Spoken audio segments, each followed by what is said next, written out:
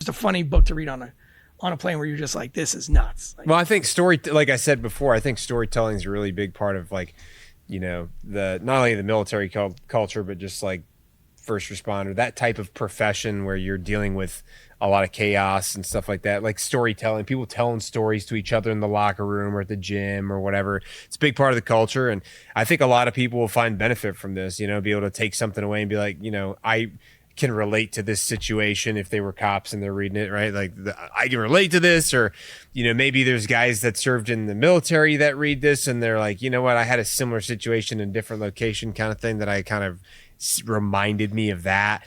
But I think that it's also important because it's such a serious job and it is so stressful and so high strung that if you're able to find the funny parts about it, and like that kind of makes the job more bearable, I would imagine. Yeah, for sure.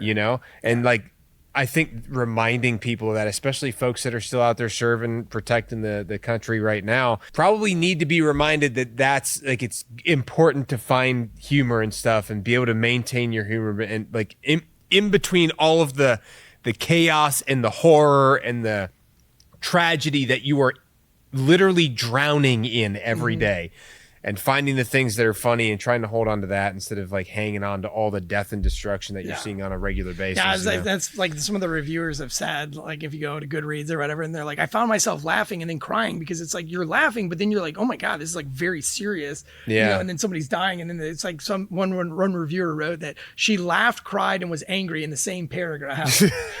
and it was a really emotional, but it was a lot of fun to write the book, and working with Nick was such a blessing. And he said that I was like the worst writer with the best stories. So, it was great to bring this book to life with a great storyteller and a great writer like Nick. Yeah. Well, hey man, look, I appreciate your time. I appreciate you taking the time to kind of tell me some of these stories that kind of explain a little bit about who you are and your background. And this has actually been really fun for me getting to know who you are.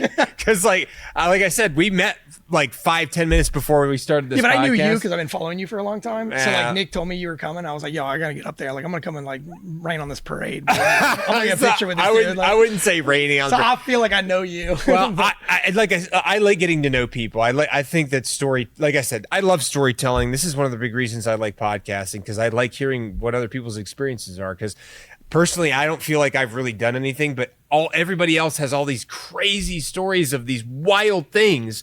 And like, I enjoy storytelling a lot, and I like sharing that stuff with other people because I just think it's so unique. It's such a big part of our culture. So either way, like, I appreciate your time, man. Thank you for having me. Thanks for coming on.